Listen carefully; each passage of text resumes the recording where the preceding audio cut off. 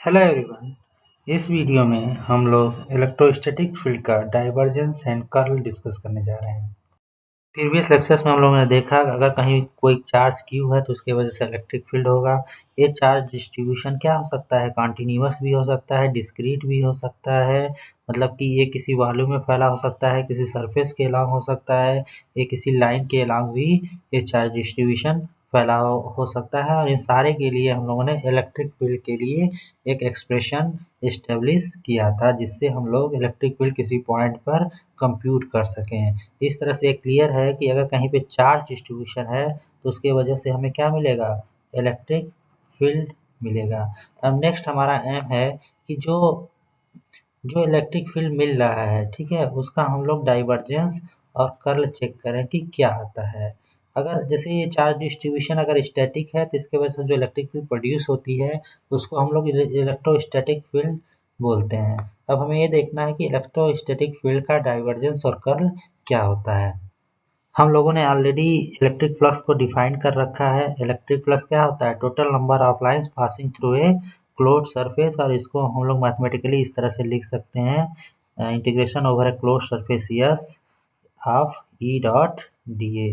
ये क्या है, आपका इलेक्ट्रिक फ्लक्स का एक्सप्रेशन है। इसको इस तरह से लिख सकते हैं। इलेक्ट्रिक फ्लक्स क्या है एक्चुअल में, total number of lines passing through a closed surface.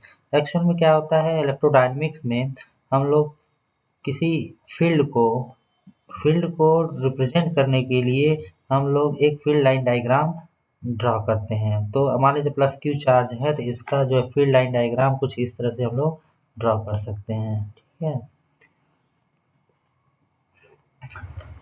तो ये हम field line diagram plus Q charge के लिए ड्रा कर रहे हैं। अगर यही चार्ज निगेटिव हो तो इसका जो फील्ड लाइन डायग्राम होगा कुछ इस तरह का होगा। क्या होगा, एरो का डायरेक्शन रिवर्स हो जाएगा, ठीक है। ये आपका नेगेटिव चार्ज के लिए फील्ड लाइन डायग्राम है। इस तरह से हम देख सकते हैं कि जो ये हमारा फील्ड लाइन डायग्राम है वो क्या बताता है, यह बताता है क्यू के वजह से, मान लीजिए यहाँ पे चार्ज है, चार्ज की वजह से इलेक्ट्रिक फील्ड होगी। ये बता रहा है, एरो जो बता रहा है कि इलेक्ट्रिक फील्ड का डायरेक्शन क्या होगा। मतलब कि अगर यहाँ पे इस लाइन पे इस एरो के पास अगर हम फोर्स लगाएं, मतलब अगर कोई टेस्ट चार्ज रखें तो उसे फोर्स किस डायरेक्शन में लगेगा। तो field line diagram field line से ही बता रही हैं, मतलब एरोज यही बता रही हैं कि अगर वहाँ पे कोई चार्ज रखे तो उस पर फोर्स किस डायरेक्शन में लगेगा, ठीक है। जैसे यहाँ पे निगेटिव चार्ज है तो यहाँ पे अगर कोई पॉजिटिव चार्ज रखते हैं तो उस पर जो फोर्स लगेगा टुवर्ड द सेंटर लगेगा, ठीक है। दूसरी चीज ये है कि जो आपका ये फील्ड लाइन डायग्राम है वो आपका फ्लक्स डेंसिटी भी बताता है, मतलब इलेक्ट्रिक फील्ड का स्ट्रेंथ भी बताता है। कैसे बताता है, वो ये बताता है कि फील्ड लाइंस की डेंसिटी कितनी है, ठीक है। Total number of field lines की डेंसिटी कितनी है जो कि किसी सरफेस से होके जा रही है, उससे हमें पता चलता है कि उस सरफेस पे इलेक्ट्रिक फील्ड का स्ट्रेंथ कितना है। तो इस तरह से आपका इलेक्ट्रिक फ्लक्स जो है वो क्या है कि तो किसी अगर हम कोई क्लोज सरफेस ड्रा करें, मान लीजिए हमने सरफेस ड्रा कर लिया तो इस सरफेस से total number of field lines कितनी पास हो रही हैं वो इसी को हम लोग बोलते हैं क्या, इलेक्ट्रिक फ्लक्स, ठीक है। जैसे यहाँ पे भी अगर कोई सरफेस ड्रा करें तो इस सरफेस से आप देख रहे हैं कि इस जो अभी हमने ड्रॉ किया है लाइन, वो इसमें तो 8 है तो ऐसे मान लीजिए इसमें 5 लाइन्स है, इसी को हम लोग बोलते हैं क्या, इलेक्ट्रिक फ्लक्स। इलेक्ट्रिक फ्लक्स क्या है, total number of lines passing through a closed surface, जिसको हम लोग मैथमेटिकली इस तरह से एक्सप्रेस कर सकते हैं।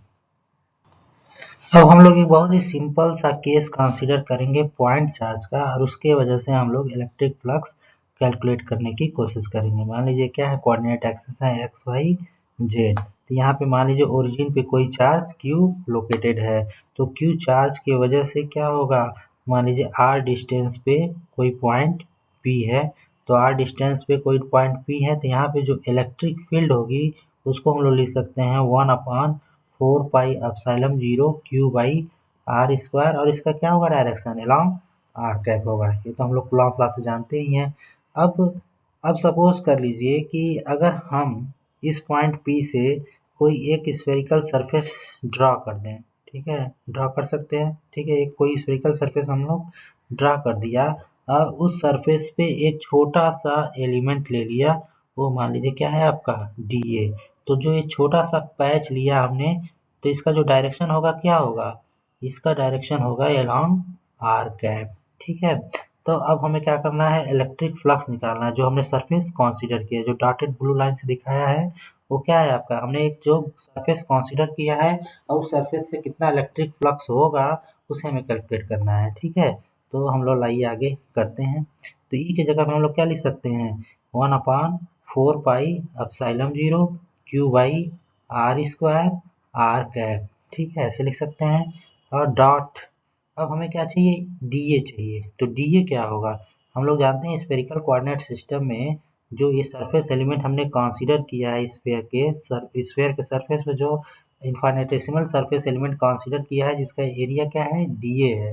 ये जो सरफेस एलिमेंट होता है ना, ये सरफेस जो एलिमेंट है ना, इसका एक डायरेक्शन होता है। डायरेक्शन क्या होता है, सरफेस के परपेंडिकुलर होता है। मतलब किसी भी सरफेस का एक डायरेक्शन होता है, वो डायरेक्शन क्या बताता है कि सरफेस का परपेंडिकुलर का डायरेक्शन ही उस सरफेस का डायरेक्शन बताता है। ठीक है, तो ये मान लीजिए आपका क्या है, सरफेस है, तो इसके परपेंडिकुलर जो डायरेक्शन होगा, मान लीजिए यहाँ पे क्या होगा, आर कैप। तो ये जो सरफेस एलिमेंट हमने कंसीडर किया है वो हो जाएगा D equal to, spherical coordinate system ऐसा होता है, हम लोग ऑलरेडी पिछले कोऑर्डिनेट सिस्टम वाले लेक्चर्स में देख चुके हैं। R square sine theta D theta D phi, और इसका डायरेक्शन हो जाएगा आर कैप। अब इसको यहाँ पे हम लोग क्या करेंगे, सब्सिट्यूट कर देंगे। तो ये आ जाएगा आपका R square sine theta D theta D phi और आर कैप। अब क्या है, R cap dot R cap दोनों यूनिट वेक्टर हैं, दोनों के बीच में एंगल क्या है, 0 है, तो ये हो जाएगा आपका 1। अब यहाँ से देखिए आर स्क्वायर यहाँ है, तो आर स्क्वायर से आर स्क्वायर क्या हो जाएगा, कैंसिल हो जाएगी। इस तरह से हम फर्दर लिख सकते हैं इसको कि देखिए 1/4 पाई एप्सिलॉन 0 बाहर हो जाएगा। ठीक, क्यू भी आपका बाहर हो जाएगा क्योंकि वो क्या है, कांस्टेंट होंगे इस इंटीग्रेशन में। तो अब क्या बचा हमारे पास, integration over a close surface, yes बचा क्या हमारे पास, sine theta D theta D phi. ठीक है, अब इसे हमें इंटीग्रेट करना है। इस तरह से देख रहे हैं कि यहाँ पे जो हमारा वेरिएबल है क्या है, थीटा है और फाई है। ठीक है, तो इस तरह से क्या है, एक डबल इंटीग्रल है। ठीक है, ये आपका क्या है, एक डबल इंटीग्रल है। तो फर्दर इसको सिंप्लीफाई करने के लिए हम लोग लिख सकते हैं Q/4 पाई एप्सिलॉन 0, ये हो गया विद रिस्पेक्ट टू थीटा, और एक हो जाएगा with respect to phi sine theta D phi. अब जो है नेक्स्ट हमारा जो चीज़ देखना है कि थीटा और फाई की लिमिट का क्या होगी फॉर ए क्लोज्ड सरफेस।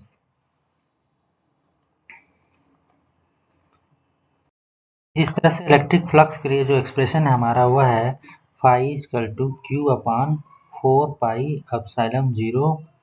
ठीक है, integration with respect to theta, integration with respect to phi, integration with respect to theta of sine theta D theta D phi.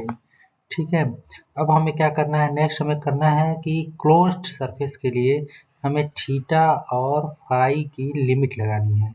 तो हम लोग जानते हैं कि स्फेरिकल कोऑर्डिनेट सिस्टम में क्या होता है, 3 वेरिएबल्स यूज होते हैं। कौन कौन से, आर थीटा और फाई। ठीक है, तो जो मान लीजिए स्पेस में कोई पॉइंट पी है, तो आर क्या होता है कि ओरिजिन से इस पॉइंट पी का जो डिस्टेंस होता है उसको हम लोग आर बोलते हैं।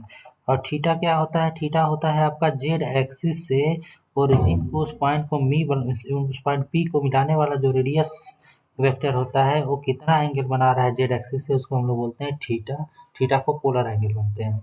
और जो तीसरा वेरिएबल होता है उसको हम लोग बोलते हैं फाई। फाई क्या होता है, जो ये ओपी है इसका अगर प्रोजेक्शन ले एक्स वाई प्लेन में, तो यह इसका जो प्रोजेक्शन होगा ओपी डैश, ये एक्स एक्सिस से कितना एंगल बना रहा है, इसको बोलते हैं हम लोग फाई या एजिमुथल एंगल। इस तरह से अगर हम कोई सरफेस ड्रा कर दिया जाए, ठीक है, कोई सरफेस हमने मान लीजिए ड्रा किया, स्फेरिकल सरफेस है, क्लोज सरफेस है। अब इस पूरे सरफेस को अगर हमें कवर करना है, इंटीग्रेट करना है, तो हमारा जो वेरिएशन होगा वो होगा थीटा का जो वेरिएशन होना चाहिए, कहाँ से होना चाहिए, 0 से लेके पाई तक।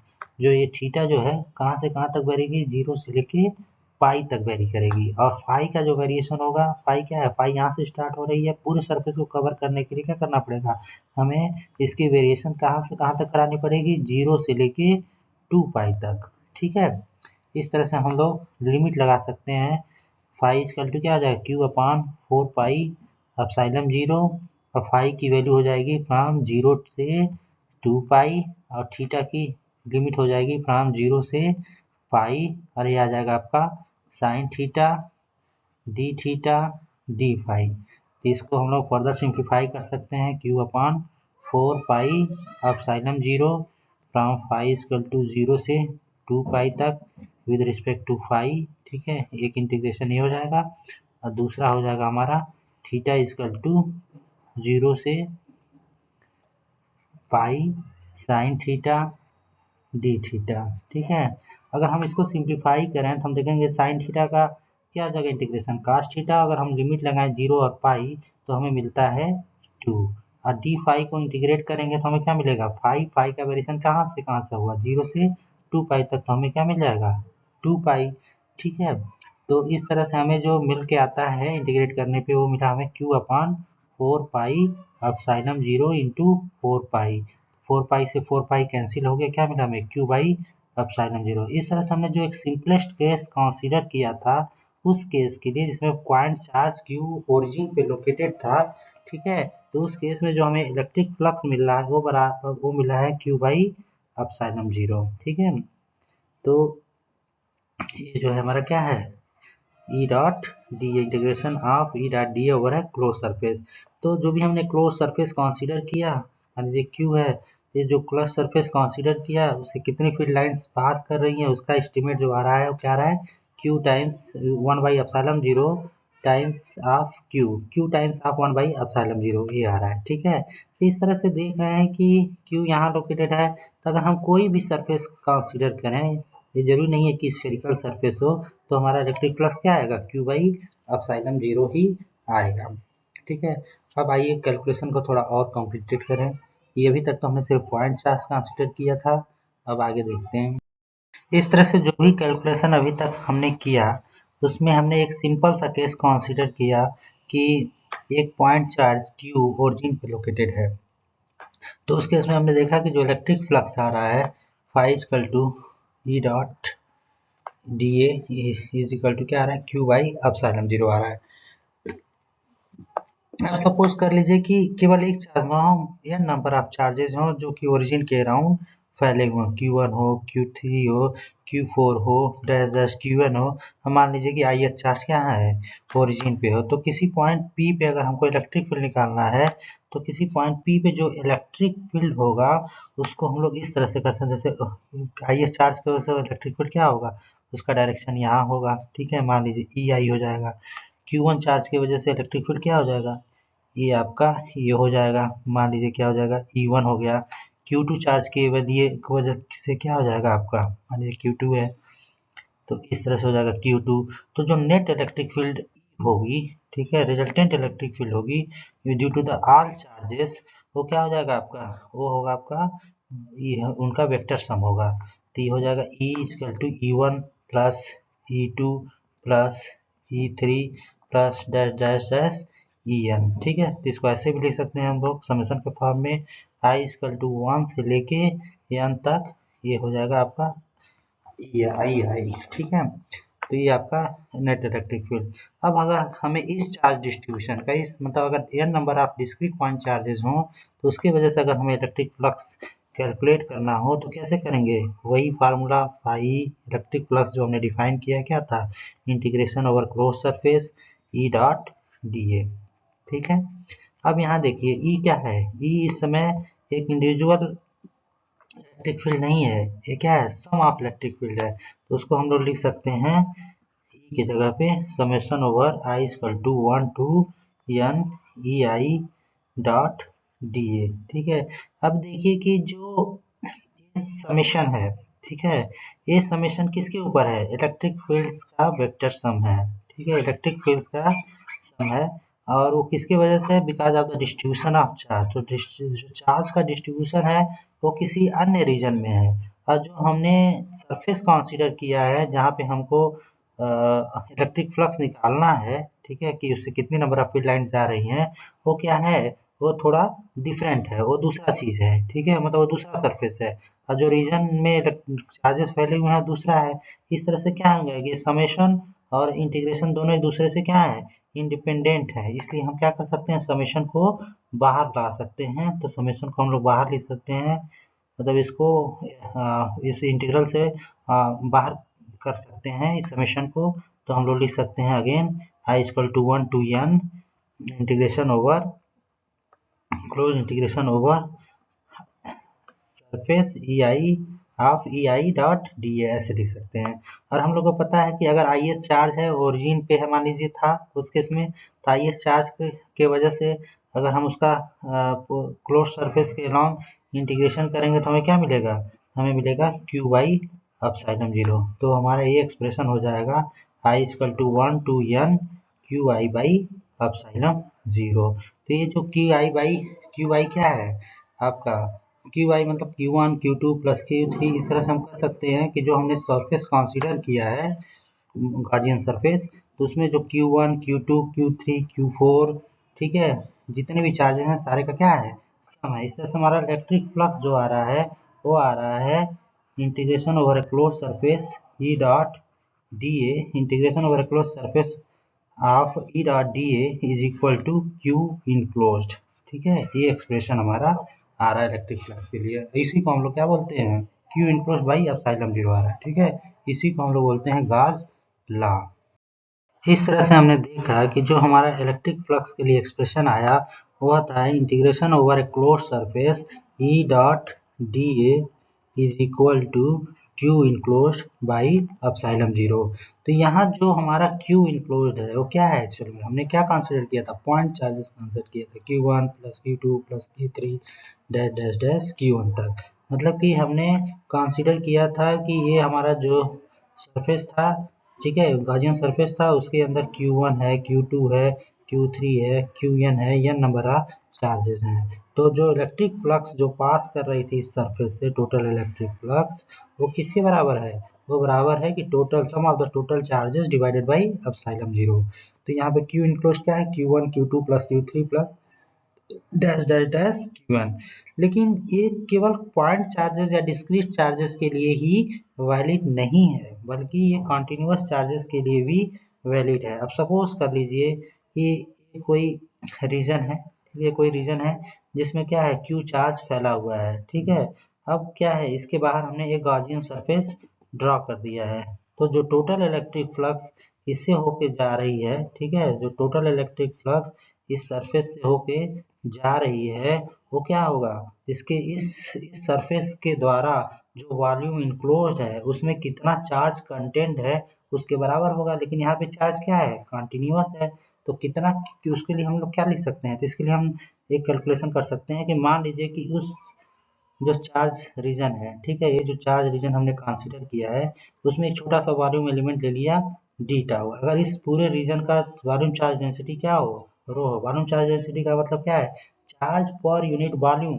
तो इस छोटे से एलिमेंट पे जो चार्ज होगा डी क्यू किसके बराबर हो जाएगा, रो डी टाउ। ठीक है, अब हमें पूरा चार्ज निकालना है क्यू, तो हमें क्या करना पड़ेगा, डी क्यू को इंटीग्रेट करना पड़ेगा over the volume in the volume, कौन से वॉल्यूम में, जिसमें चार्ज फैला हुआ है केवल उसी में। ठीक है, तो ये हमारा एक्सप्रेशन आएगा इंटीग्रेशन ओवर ए वॉल्यूम रो डी टाउ। ठीक है, ऐसे लिख सकते हैं।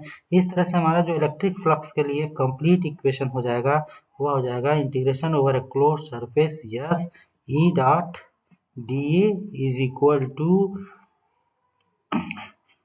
1 by epsilon zero integration over close surface integration over volume of rho D tau. ठीक है, तो हमारा क्या है, ये एक्सप्रेशन हो गया कंटिन्यूअस चार्ज डिस्ट्रीब्यूशन के लिए। इसको फर्दर लिख सकते हैं q enclose by epsilon zero discrete charge के लिए। तो ये हमारा हो गया कंप्लीट इलेक्ट्रिक फ्लक्स के लिए इक्वेशन। तो ये इसी को हम बोलते हैं क्या, गाज लॉ फॉर इलेक्ट्रिक फ्लक्स। ये कौन सा रूल है, ये गाज लॉ फॉर इलेक्ट्रिक फ्लक्स। तो गाज लॉ फॉर इलेक्ट्रिक फ्लक्स हमें क्या बताता है, गाज लॉ फॉर इलेक्ट्रिक फ्लक्स हमें यह बताता है कि अगर कहीं पे कोई सरफेस हमने कंसीडर किया है तो इस सरफेस से होके जाने वाली इलेक्ट्रिक फील्ड लाइंस, ठीक है, मतलब इलेक्ट्रिक फ्लक्स इलेक्ट्रिक फ्लक्स का मतलब कितना है, किसी सरफेस से पास होने वाली total number of field lines. तो इलेक्ट्रिक फ्लक्स, जो total electric flux passing through एक क्लोज सरफेस होगा, वो किसके बराबर होगा कि इस सरफेस के द्वारा इनक्लोज किया हुआ जो वॉल्यूम है उसके अंदर कितना चार्ज इनक्लोज है उसके प्रोपोर्शनल होगा। इस तरह से हम कह सकते हैं कि गॉस लॉ में यह बताता है कि total electric flux passing through A total electric flux passing through a closed surface is equal to the total charge enclosed by that surface। इसी को हम लोग बोलते हैं Gauss law in integral form. तो ये जो हमने लिखा है ना expression, phi equal to integration over surface E dot d is equal to 1 by epsilon 0 integration over V rho D tau. ठीक है, ये क्या है, Gauss law in integral form है। ये कौन सा है, Gauss law in integral form है, Gauss law in integral form. ठीक है, अब नेक्स्ट हम लोग क्या करेंगे कि डिफरेंशियल फॉर्म में इस इक्वेशन को लिखेंगे। इस तरह हमारे पास Gauss law in integral form में ये एक्सप्रेशन आया, integration over a close surface of E dot d is equal to 1 by epsilon 0 rho D tau. ये जो एक्सप्रेशन है क्या है, ये आपका क्या है, Gauss law in integral form. ठीक है, इंटीग्रल फॉर्म में, क्योंकि क्या है इंटीग्रेशन के फॉर्म में, इसलिए इसको हम बोल रहे हैं Gauss law in integral form. इसको हम लोग डिफरेंशियल फॉर्म में भी लिख सकते हैं, डिफरेंशियल इक्वेशन के टर्म में। कैसे लिखेंगे, इसके लिए हमें एक थियरम है जिसको हम लोग बोलते हैं डाइवर्जेंस थियरम। तो डाइवर्जेंस थियरम कहता है कि अगर कोई क्लोज्ड सरफेस इंटीग्रेशन है, मतलब कोई फील्ड वेक्टर, कोई वेक्टर एफ हो और उसको एक सरफेस में इंटीग्रेट किया गया है, तो उसको हम लोग वॉल्यूम इंटीग्रल में कन्वर्ट कर सकते हैं। तो उसके लिए क्या हो जाएगा, divergence of F D tau. तो ये क्या है आपका, ये डाइवर्जेंस थ्योरम है। तो इस थ्योरम को अगर हम यहाँ पे अप्लाई करते हैं तो हमारे पास क्या हो जाएगा, हमारे पास आ जाएगा डाइवर्जेंस ऑफ ई। ये इक्वेशन कैसे लिख सकते हैं, divergence of E D tau is equal to 1 upon epsilon 0 rho D tau. इस तरह देख रहे हैं कि जो ये इंटीग्रेशन है ये वैलिड है किसी भी वॉल्यूम के लिए। तो डेफिनेटली हम लोग ले सकते हैं क्या, divergence of E is equal to, अगर दोनों साइड की इंटीग्रेंट को हम कंपेयर करें तो हम लोग ले सकते हैं divergence of E is equal to rho by epsilon 0। इसको हम लोग बोलते हैं, जो ये एक्सप्रेशन आया इसको हम लोग बोलते हैं Gauss law in differential form, Gauss law in differential form. तो Gauss law in differential form हमें ये बताता है कि टोटल की करंट डिस्ट्रीब्यूशन अगर कहीं पे है तो उसके वजह से हम लोग इलेक्ट्रिक फील्ड होगी। ठीक है, अगर कहीं पे करंट डिस्ट्रीब्यूशन है तो उसकी वजह से क्या होगी, इलेक्ट्रिक फील्ड होगी। और Gauss law in integral form हमें क्या बताता है कि total electric flux passing through a closed surface is equal to total charge enclosed by that surface. ये गॉस लॉ के फिजिकल सिग्निफिकेंस को एक बार फिर से समझने की कोशिश करते हैं। तो जो हमारा गॉस लॉ है उसको हम लोग कुछ इंटीग्रल फॉर्म में ऐसे लिख सकते हैं कि integration over a closed surface S E dot of E dot D A is equal to Q enclosed by epsilon 0 and it will be equal to 1 by epsilon 0 integration over a volume of rho D tau. ठीक है, तो ये क्या है, Gauss law in integral form है। Differential form में इसको हम लोग लिख सकते हैं divergence of E equal to rho by epsilon 0। तो जो सेकेंड इक्वेशन है वो यह बताता है कि if there is some charge distribution then definitely there will be some electric field. ठीक है, तो जो फर्स्ट इक्वेशन बताता है वह हमें यह बताता है कि total electric flux passing through a closed surface, ठीक है, passing through a closed surface is equal to total charge enclosed by that surface. अब ये सरफेस जरूरी नहीं स्फेरिकल हो, ये क्या हो सकता है आपका रेक्टेंगुलर बॉक्स भी हो सकता है। तो टोटल फ्लक्स जो इस रेक्टेंगुलर बॉक्स से होके जा रहा है, तो इस बॉक्स के अंदर जो भी चार्ज है उसके सम के प्रोपोर्शनल होगा। ठीक, तो जो ये गॉस लॉ इंटीग्रल फॉर्म में हमने लिखा है वो बहुत ही इम्पोर्टेंट है, क्योंकि ये easiest way to compute electric field, क्योंकि जो गॉस लॉ इंटीग्रल फॉर्म है वो एक मेथड बताता है जिससे हम इजीली किसी मैग्नेटिक फील्ड इजीली हम किसी इलेक्ट्रिक फील्ड को कंप्यूट कर सकते हैं। फॉर एग्जांपल सपोज कर लीजिए कि यहाँ पे क्या है, कोई चार्ज स्फीयर है, ठीक है, जिसपे क्या है, क्यू चार्ज यूनिफॉर्मली डिस्ट्रीब्यूटेड है, और यहाँ से हमें आर डिस्टेंस पे हमें क्या निकालना है, इलेक्ट्रिक फील्ड निकालना है। तो हम क्या करेंगे, हम ये बहुत मुश्किल काम होगा कि इसके वॉल्यूम में जो चार्ज रीजन हमने कंसीडर किया है, इस यहाँ पे एक छोटा सा रीजन होगा, यहाँ पे एक छोटा सा रीजन होगा, सारे की वजह से यहाँ पे इलेक्ट्रिक फील्ड कैलकुलेट करें तो काफ़ी टीडियस प्रोसेस हो जाएगा। लेकिन अगर हम गॉस लॉ का यूज़ करें तो हम क्या कर सकते हैं कि हम एक गाजियन सरफेस ऐसे ड्रॉ कर सकते हैं, ठीक, एक गाजियन सरफेस हम ऐसे ड्रॉ कर दिया। अब क्या किया, और यहाँ पे हम गॉस लॉ अप्लाई करें तो क्या हो जाएगा, हमारे पास क्या है relation, E dot D A is equal to 1 by epsilon 0 rho D tau, ठीक है, या इसको क्या बोल सकते हैं, क्यू इनक्लोज्ड बाई एप्सिलॉन 0। अब क्या है, चूंकि ये चार्ज का डिस्ट्रीब्यूशन सिमेट्रिकल है, इसलिए इस पॉइंट पे इलेक्ट्रिक फील्ड क्या होगा, इस सरफेस के परपेंडिकुलर होगा, ठीक है। इस तरह से हम लोग ई डॉट डी ए को क्या लिख सकते हैं, ई डॉट डी ए को लिख सकते हैं E multiplied by d A, ठीक है, E magnitude multiplied by d A, और यहाँ पे क्या है 1 एप्सिलॉन 0। टोटल चार्ज कितना है, ये जो गाजियन सरफेस हमने कंसीडर किया है आर रेडियस का, वो कितना है, वो उसके अंदर कितना चार्ज इंक्लोज है, ऑब्वियसली कि जो चार्ज स्फीयर हमने कंसीडर किया उसमें टोटल चार्ज क्या था, क्यू था। तो हम लोग इस अब लिख सकते हैं कि क्यू बाई एप्सिलॉन 0। अब क्या है, ई क्या है, ई जो है उसके परपेंडिकुलर है, और ई का क्या होगा, कांस्टेंट होगा, तो ई को हम लोग क्या कर सकते हैं, बाहर निकाल सकते हैं इस इंटीग्रेशन पे। तो ये हो जाएगा integration over D A is equal to 1 upon epsilon 0 Q, और डी ए क्या है, सरफेस एरिया है, तो इसको अगर हम इंटीग्रेट करेंगे ओवर सरफेस तो क्या मिलेगा हमें, E equal to into 4 pi R square मिलेगा। यहाँ क्या बचा है, क्यू बाई एप्सिलॉन 0, तो ई क्या मिल जा रहा है हमें, Q 1 upon 4 pi epsilon 0 Q by are square. इस तरह से हम लोग देखते हैं कि अगर कोई चार्ज स्फीयर है उसके वजह से इलेक्ट्रिक फील्ड हम लोग गॉस लॉ का यूज करके बहुत ही आसानी से कैलकुलेट कर सकते हैं। इस तरह से हम ये भी देखते हैं कि अगर आर डिस्टेंस पे अगर हम इलेक्ट्रिक फील्ड जो कैलकुलेट कर रहे हैं वो बिल्कुल उसी तरह का एक्सप्रेशन आ रहा है जैसे कि माना कि इस कोई पॉइंट चार्ज क्यू ओरिजिन पे लोकेटेड हो और उसकी वजह से कूलॉम का लॉ का यूज करके यहाँ इलेक्ट्रिक फील्ड हम निकालते। इस तरह से क्या करता है कि गॉस लॉ हमें फैसिलिटेट करता है कंप्यूटेशन को आसान करने में, ठीक।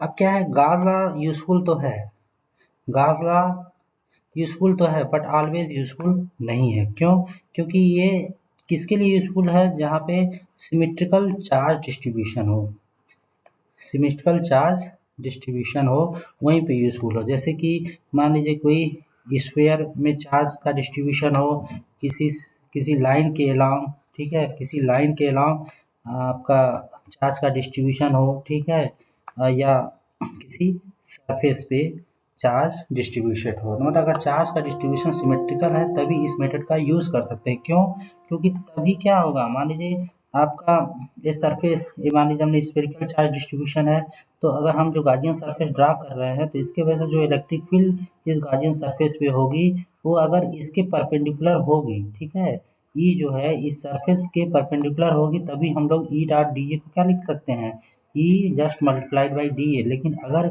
ई का डायरेक्शन कुछ और हो, ठीक है, ई का डायरेक्शन कुछ और हो और सरफेस एलिमेंट का डायरेक्शन कुछ और हो तो इसको इंटीग्रेट करना आसान नहीं होगा। इसलिए जो गॉस लॉ यूजफुल है ओनली सिमेट्रिकल चार्ज डिस्ट्रीब्यूशन के लिए। अगर चार्ज डिस्ट्रीब्यूशन तो यूजली 3 तरह के डिस्ट्रीब्यूशन के लिए हम लोग गॉस लॉ यूज कर सकते हैं। एक हो सकता है स्फेरिकल चार्ज डिस्ट्रीब्यूशन है, स्फेरिकल चार्ज डिस्ट्रीब्यूशन के लिए हम क्या कर सकते हैं, एक गाजियन सरफेस ड्रॉ कर सकते हैं जिसका रेडियस r हो, ठीक है, तो इस केस में भी क्या होगा, इलेक्ट्रिक फील्ड इस गाजियन सरफेस के परपेंडिकुलर होगा, गाजियन सरफेस के परपेंडिकुलर होगा, ठीक है। लेकिन अगर मान लीजिए चार्ज डिस्ट्रीब्यूशन अलोंग लाइन हो तो उस केस में हम क्या कर सकते हैं, एक गाजियन सरफेस हम एक सिलेंडर के फॉर्म में ड्रा कर सकते हैं। यहाँ पे भी क्या देख रहे हैं कि चार्ज की सिमेट्री है जिसकी वजह से क्या होगा, इलेक्ट्रिक फील्ड इस सिलेंडर के सरफेस पे क्या होगा, उसके सरफेस के सतह से परपेंडिकुलर होगा। तो अगेन हम लोग ई डॉट डी ए को लिख सकते हैं मॉड ऑफ ई, ठीक है, डी ए। तो मतलब डी ए का डायरेक्शन उसके नॉर्मल है ना, इसलिए ई डॉट डी ए क्या हो जाएगा, दोनों के बीच में एंगल 0 हो जाएगा, इसलिए cos 0 की वैल्यू 1 हो जाएगी। लेकिन अगर कोई और एंगल बनेगा तो फिर उसको इंटीग्रेट करने में हमें दिक्कत होगी। ठीक है, इसी तरह अगर मान लीजिए चार्ज क्या है, किसी शीट पे है, तो उस समय हम लोग एक गॉसियन सरफेस जो हम लोग ड्रा कर सकते हैं, वो किस फॉर्म में हो सकता है, गॉसियन फिल बॉक्स के फॉर्म में हो सकता है। तो इस केस में भी क्या होगा, इलेक्ट्रिक फील्ड इसके सरफेसेस पे सिमेट्रिकल होगी, मतलब इलेक्ट्रिक फील्ड जो है इसके सरफेस के सतह से परपेंडिकुलर होगी। इस तरह से जो आपका गॉस लॉ है वो 3 तरह की सिमेट्री के लिए वैलिड है। ठीक है, एक स्फेरिकल, दूसरा सिलिंड्रिकल, एक दूसरा प्लेनर सिमेट्री। अभी तक हम लोगों ने डाइवर्जेंस ऑफ इलेक्ट्रोस्टैटिक फील्ड के लिए एक्सप्रेशन एस्टेब्लिश किया। अब आइए कर्ल ऑफ इलेक्ट्रिक फील्ड के लिए कुछ कैलकुलेशन करते हैं। नेक्स्ट हमें क्या करना है, curl of electrostatic field, curl of electrostatic field के लिए हम लोग कैलकुलेशन करेंगे।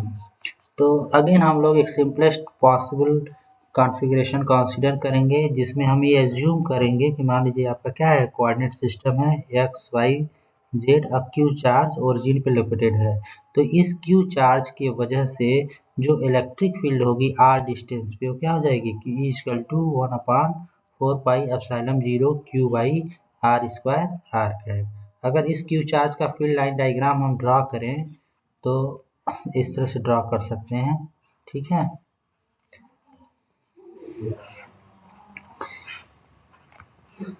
ठीक है, ये फील्ड लाइन डायग्राम हो गया। तो यहाँ से इस लाइन डायग्राम से तो क्लियर ही है कि जो ये फील्ड लाइन डायग्राम है इसमें केवल क्या है, डाइवर्जेंस है, केवल डाइवर्जेंस है, क्योंकि यहाँ पे अगर कोई चार्ज रखते हैं तो ये जो है रेडियली आउटवर्ड मूव करेगा, क्योंकि अगर कोई यहाँ चार्ज क्यू रखते हैं तो इस फोर्स फील्ड की वजह से वो रोटेट तो नहीं करेगा, मतलब इसमें कोई रोटेशन नहीं है।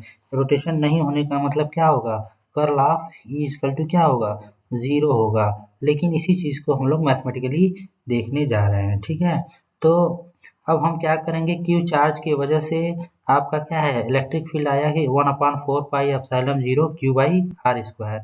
अब हम क्या करेंगे कि हम इस इलेक्ट्रिक फील्ड को, ठीक है, जो इलेक्ट्रिक फील्ड आ रहा है क्यू चार्ज की वजह से, इसको एक गिवन पाथ पे लाइन इंटीग्रल कैलकुलेट करेंगे। ठीक है, तो मान लीजिए आपका इलेक्ट्रिक फील्ड को इस पाथ पे इंटीग्रेट करेंगे ए से बी तक। ए की डिस्टेंस ओरिजिन से कितनी है, मान लीजिए आर ए है। बी की डिस्टेंस कितनी है ओरिजिन से, मान लीजिए क्या है, आर बी है। तो किसी पॉइंट पी पे, ठीक है, कोई इसी पॉइंट पी पे मान लीजिए इलेक्ट्रिक फील्ड, कोई कोई पॉइंट पी, इस लाइन जो पाथ हमने कंसीडर किया है उस पाथ का कोई पॉइंट पी है जिसकी ओरिजिन से डिस्टेंस मान लीजिए क्या है, आर है। तो इस पॉइंट पी पे हम अगर एक लेंथ एलिमेंट कंसीडर कर लें, इस जो पाथ हम कंसीडर कर रहे हैं वो मान लीजिए क्या हो जाएगा आपका डीएल। तो ई डॉट डीएल अगर हम कैलकुलेट करें, मतलब ए से बी तक एक लाइन इंटीग्रल लें किसका, इलेक्ट्रिक फील्ड का अलोंग दिस पाथ। तो इस पाथ के अलोंग हम क्या कर रहे हैं, एक लाइन इंटीग्रल ले रहे हैं फ्रॉम ए टू बी। ठीक है, तो डीएल क्या है, एक लेंथ एलिमेंट है जो हमने इस पाथ में कंसीडर किया है। किन से पाथ में, जो ये जो पाथ हमने कंसीडर किया है इसका एक छोटा सा इनफाइनाइटेसिमल लेंथ एलिमेंट क्या है, डीएल है। ठीक है, और हमें क्या करना है, ई डॉट डीएल को का लाइन इंटीग्रेशन करना है फ्रॉम ए टू बी। ठीक, तो नेक्स्ट हम कर सकते हैं ई डॉट डीएल। तो देखिए ई के लिए तो क्लियर है, ये है, तो स्फेरिकल कोऑर्डिनेट सिस्टम में जो डीएल होता है वह होता है आपका क्या होता है, डी आर आर कैप। ठीक, R D theta theta cap plus R sine theta D phi D phi phi cap. ठीक है, तो हम क्या करेंगे, यहाँ पे उसको सब्स्टिट्यूट करेंगे, तो integration from A to B, तो ई की जगह पे लिख सकते हैं हम लोग 1/4 pi epsilon 0 Q by are square R cap. ठीक, डॉट क्या हो जाएगा आपका, D R R cap plus R D theta theta cap plus R sine theta D phi, ठीक है, फाई कैप। अब यहाँ देखिए, जो R cap dot R cap केवल वही टर्म बचेगा, बाकी क्या है R cap dot theta cap, ठीक है, ये क्या हो जाएगा जीरो हो जाएगा। Are cap dot phi cap वो भी क्या हो जाएगा जीरो हो जाएगा। इस तरह से हमारे पास जो एक्सप्रेशन है अगले स्टेप में हम लोग लिख सकते हैं integration from line integral from A to B is A to B of E dot D L is line integration of electric field along the given path from A to B is equal to, ये क्या हो जाएगा आपका, ये हो जाएगा 1/4 pi epsilon zero, ठीक है, बचा क्या अंदर Q by are square D R. ठीक, अब देखिए क्या क्या कांस्टेंट है 1/4 पाई एप्सिलॉन क्यू आर, ये सब बाहर हो जाएगा तो इसको हम लोग बाहर लिख सकते हैं 1/4 पाई एप्सिलॉन जीरो और क्यू भी बाहर हो जाएगा तो ब्रैकेट के अंदर बचा A to B line integral from A to B क्या बचा आपका D r by are square. ठीक, इसको जब हम फर्दर इंटीग्रेट करेंगे तो हमें क्या मिलेगा, हमें मिलेगा 1/4 pi epsilon zero minus Q by R और लिमिट क्या लग जाएगी हमारी यहाँ पे कि लिमिट लग जाएगी हमारी ए पे क्या है R equal to R A है, ठीक है, और बी पे क्या है R equal to R B है।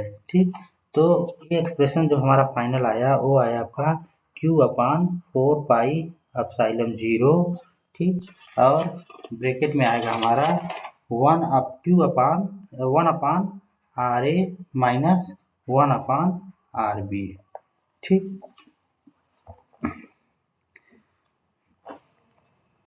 इस तरह से हमारा लाइन इंटीग्रल के लिए जो एक्सप्रेशन आया वह आया integration from A to B E dot D L is equal to 1/4 pi epsilon zero Q by R A minus Q by R B. तो ये क्या है ए से बी तक, ए से बी तक, ए से बी तक का क्या है लाइन इंटीग्रल है। अगर हम सपोज कर लें कि ये क्लोज्ड लाइन इंटीग्रल हो मतलब ए से स्टार्ट हो रहा है और बी भी बी क्या हो यही पॉइंट हो, ठीक है, ए और बी क्या हो मैचिंग हो, कुछ इस तरह का हो क्लोज पाथ हो, तो ये यहाँ है बी यहाँ है दोनों एक ही पॉइंट हो ए और बी, तो उस केस में क्या हो जाएगा R A equal to R B हो जाएगा। मतलब ये हमने लाइन इंटीग्रल कंसीडर किया, अगर क्लोज लाइन इंटीग्रल मान लें इसको तो क्या हो जाएगा उस केस में ए और बी सेम पॉइंट होंगे तो उस केस में R equal to R B हो जाएगा। तो close line integral from A to B E dot D L R है हमारा क्या आ जाएगा आर ए आर बी हो जाएगा तो क्या हो जाएगा जीरो, तो ये हमारा क्या जा रहा है जीरो आ जा रहा है। मतलब close line integral along a close line integral of electric field is equal to zero.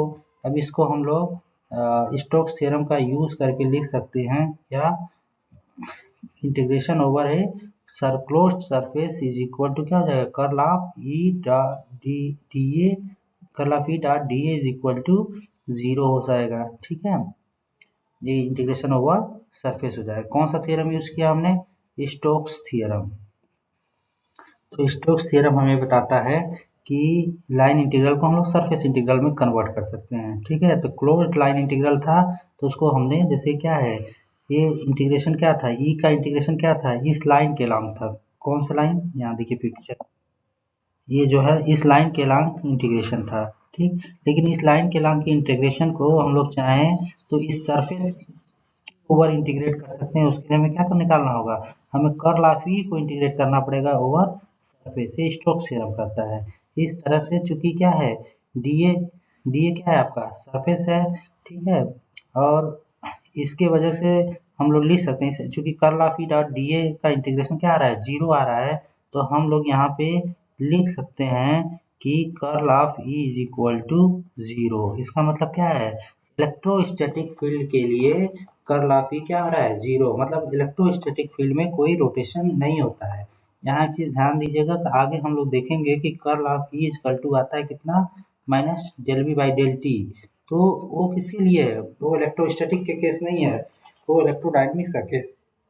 तो फैराडे लॉ जो होता है वो उसमें क्या है, इलेक्ट्रिक फील्ड भी करली हो सकती है, मतलब इलेक्ट्रिक फील्ड का भी डायरेक्शन एक पाथ मुड़ सकता है, मतलब इलेक्ट्रिक फील्ड में भी क्या हो सकता है, रोटेशन हो सकता है, लेकिन इलेक्ट्रोस्टैटिक फील्ड में कोई रोटेशन नहीं होता है। अगर कोई चार्ज क्यू है तो उसमें क्या होगा, केवल डाइवर्जेंस होगा, मतलब उसमें अगर वो फोर्स फील्ड इस टाइप का होगा कि अगर उसमें कोई टेस्ट चार्ज रखते हैं तो टेस्ट चार्ज केवल उसी फील्ड के डायरेक्शन में मूव करेगा, उसमें रोटेशन नहीं आएगा, ठीक है, मतलब रेडियली आउटवर्ड ही मूव करेगा।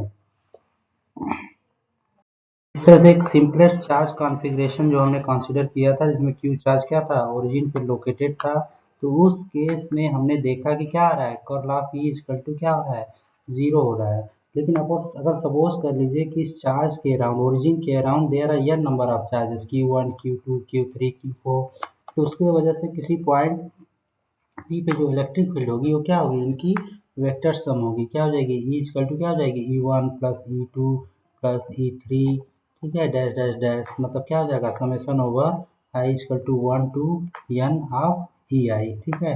तो हम लोग क्या लिख सकते हैं, कर्ल ऑफ ई की जगह पे लिख सकते हैं कर्ल ऑफ E1, ठीक है, curl of E1 plus E2 plus curl of E3 plus dash dash dash, ऐसे लिख सकते हैं। अब कर्ल ऑफ E1 को ऐसे लिख सकते हैं, इसको ब्रेक कर सकते हैं, कर्ल ऑफ E2 वेक्टर जो प्रोडक्ट रूल्स हैं उसके नाम अकॉर्डिंग, कर्ल ऑफ E3, ठीक है, ऐसे हैं। तो अब कर्ल ऑफ E1 क्या होगा, कर्ल ऑफ E1 क्या है, एक Q1 चार्ज के का कर्ल, तो Q1 चार्ज का कर्ल इंडिविजुअल चार्ज का कर्ल क्या होगा, जीरो ही होगा, ऐसे ही Q2 चार्ज का कर्ल क्या हो जाएगा, जीरो ही हो जाएगा। इस तरह इन जनरल हम लोग कर सकते हैं curl of any charge distribution, static charge distribution भी जीरो। इस तरह से क्लियर हुआ कि डाइवर्जेंस ऑफ ई क्या आ रहा है हमारा, रो बाई एप्सिलॉन आ रहा है, अब कर्ल ऑफ ई क्या आ रहा है आपका, जीरो हो रहा है। तो डाइवर्जेंस मतलब इलेक्ट्रिक फील्ड में डाइवर्जेंस तो होता है, पर कर्ल उसका क्या होता है, जीरो। कर्ल जीरो होने का मतलब क्या है, इलेक्ट्रिक फील्ड रोटेशनल फील्ड है, मतलब अगर कोई फील्ड लाइंस इस तरह से है, ठीक है, इस तरह से चेंज हो रही है, तो क्या है, इसमें रोटेशन है, अगर यहाँ पे कोई चार्ज ले जाकर रखेंगे तो क्या करेगा वो, इसके रोटेट करेगा, लेकिन अगर उसमें कर्ल जीरो है तो इसका मतलब ये है कि इलेक्ट्रिक फील्ड लाइंस कैसी हैं, इस तरह से हैं कि यहाँ पे वो डाइवर्ज होंगी, आगे की तरफ या तो डिक्रीज होंगी या तो आगे की तरफ वो इंक्रीज होंगी, मतलब वो डाइवर्जिंग होगा।